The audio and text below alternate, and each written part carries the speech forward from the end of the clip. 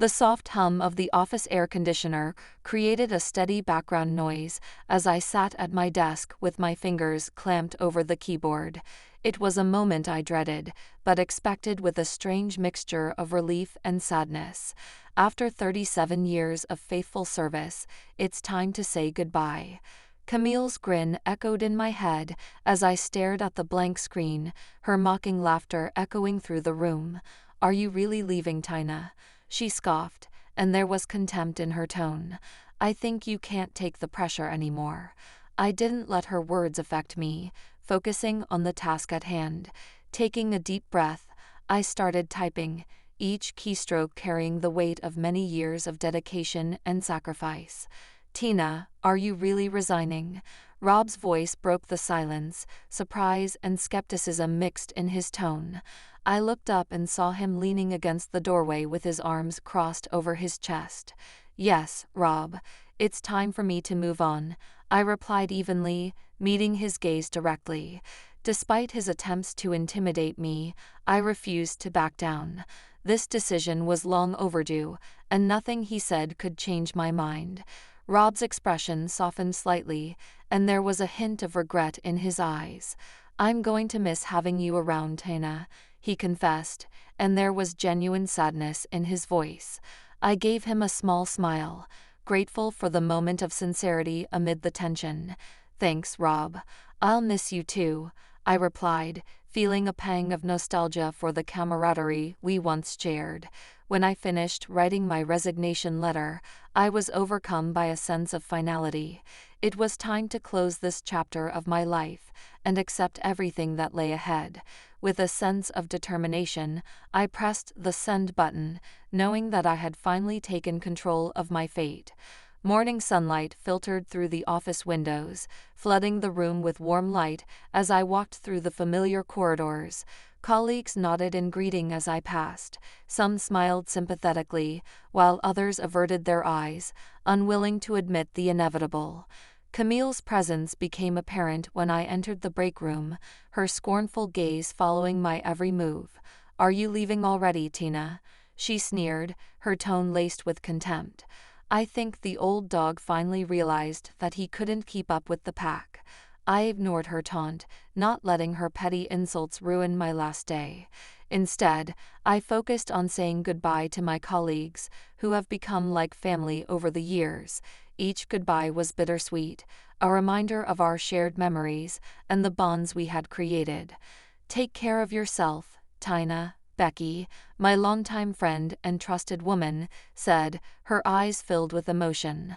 "You'll always have a place here if you ever decide to come back." "Thank you, Becky. You were a real friend," I replied, feeling a lump in my throat. It was hard to say goodbye to the people who supported me during the ups and downs of my career. When I went to my desk for the last time, Rob came up to me with a gloomy expression on his face. "I just wanted to say thank you, Tina," he said softly, his usual bravado replaced by sincere gratitude. "You have been a mentor to me, and I will always be grateful for everything you have taught me." Touched by his words, I smiled at him cordially. "It's been a pleasure working with you, Rob," I replied sincerely. Despite our differences, I knew Rob always respected my experience and dedication. After taking one last look at the office, I packed up my things and headed for the exit. When I stepped out into the sunlight, I felt a sense of relief. It's time to put the toxicity of my past behind me and accept everything that lies ahead. With a renewed sense of purpose, I left the office for the last time, eager to start a new chapter in my life. The fluorescent lights of the office flickered overhead, casting eerie shadows on the walls as I entered the familiar doors. It was my 10th day after retirement, and there was an atmosphere of tension in the office. The colleagues exchanged furtive glances, their whispers filling the air with hidden uncertainty. My phone buzzed continuously in my pocket. Each vibration was a sharp reminder of the chaos that awaited me. Taking a deep breath, I headed to the president's office, preparing for everything that lay ahead. When I entered the room, I found the president pacing back and forth, his brows furrowed in deep concentration. "Tina, thank you for coming," he said, his voice strained with urgency. "We have a difficult situation, and we need your help." I nodded, his cryptic words sparking my curiosity. "What's going on?" I asked, trying to keep my voice steady despite a growing sense of apprehension. The president sighed heavily, his shoulders sagging under the weight of responsibility. "Since you left, the company has been in turmoil," he explained, his words coming out in a hurry. "Customers are canceling contracts left and right, and we are facing a flood of complaints from all sides." My heart skipped a beat at his words, guilt gnawing at me from the inside. Did my resignation really cause such chaos? I was wondering this question, my mind was tormented by the unknown. "I need you to help us get to the bottom of this," the president continued, his gaze piercing me with unwavering intensity. "We can't afford to lose new customers, and we need your experience now more than ever." With a sense of determination, I nodded, ready to face whatever difficulties lay ahead. It's time to put an end to the chaos and bring order to the company, no matter what it takes. There was suffocating tension in the president's office as I stood in front of him, waiting for his next words. Rob and Camilla stood on either side of him, a mask of apprehension on their faces, and they exchanged nervous glances. It was clear that something important was about to happen. "Tina, thank you for joining us," the president began in a serious voice, gesturing for me to sit down. "In your absence, we have discovered some disturbing information, and we need your help to fix everything." I nodded, my curiosity fueled by his ominous tone. I asked, trying to keep my voice level despite my growing sense of unease. The president exchanged a meaningful look with Rob and Camille before continuing. "It seems that there have been some irregularities in the tax department," he explained carefully, his words full of subtext. My heart skipped a beat at his words, and a feeling of nausea settled in the depths of my stomach. Is it possible that Rob and Camilla were involved in something sinister? There was silence in the room, and the weight of his words hung in the air. Rob and Camille shifted uncomfortably in their seats, their guilty faces betraying their complicity in this case. I can explain," Rob stammered, his voice filled with despair as he searched for words to justify his actions. But the president raised his hand and silenced him with a stern look. "There is no need for explanations," he said firmly. "The evidence speaks for itself." The president's stern gaze swept over us, his expression unreadable as he prepared to sort out the situation. "Rob, Camille," he began, his voice cutting through the silence like a knife. "I have learned that there have been serious abuses of trust in the tax department." They looked at each other nervously, their faces pale with apprehension, waiting for the president's next words. It was clear that they had not lost sight of the gravity of the situation, and knew that there would be no easy way out of it. "I have studied the evidence against both of you, and it has become clear that you are neglecting your duties and exaggerating expenses," the president continued, his voice firm with determination. "In addition, my attention was drawn to the fact that you had a romantic relationship, which is a direct violation of company policy." Rob opened his mouth to protest, but the president raised his hand and silenced him with a firm look. "I will not tolerate such behavior in this company," he said in an authoritative voice. "You both betrayed the trust placed in you, and your actions will have consequences." I watched in silence as the president laid out the damning evidence against Rob and Camille, each word emphasizing the seriousness of their misconduct. It was clear that there would be no leniency in this matter, and they would have to face the consequences of their actions. When the confrontation came to an end, Rob and Camilla lowered their heads in shame, unable to meet the president's gaze. It was a sobering moment, a stark reminder of the consequences of their choices, and the price they would have to pay for their betrayal. I watched in stunned silence as the president laid out the damning evidence against Rob and Camille, each revelation more shocking than the last. It was clear that their actions had caused irreparable damage to the company, and the consequences would have to be paid for.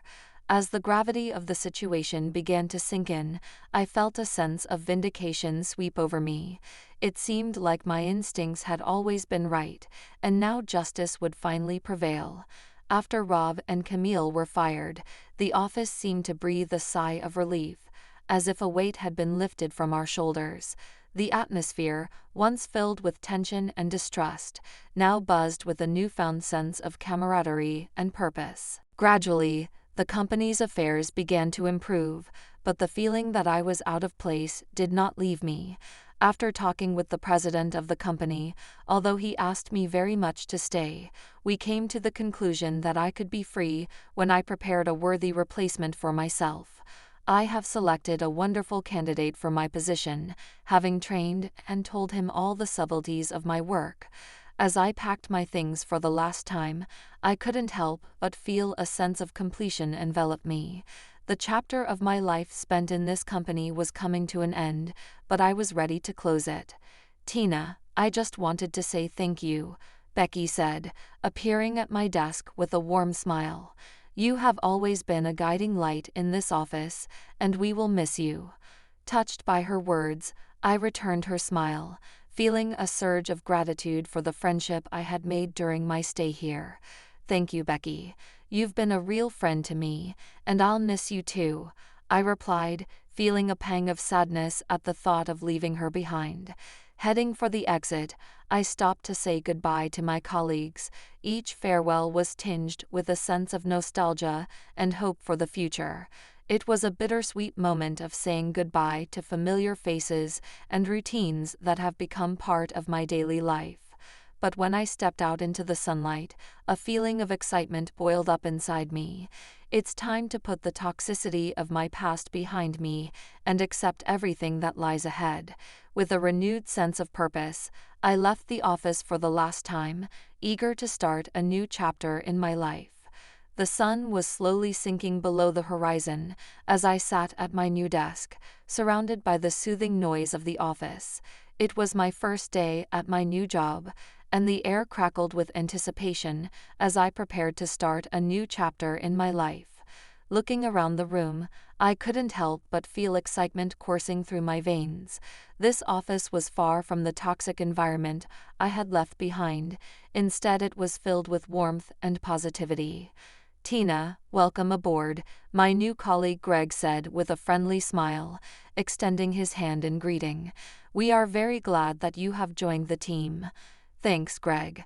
I am very glad to be here," I replied, returning his smile with sincere enthusiasm.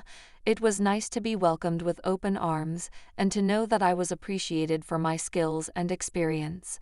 As I settled into my new role as a tax accountant, I was encouraged by the challenges ahead.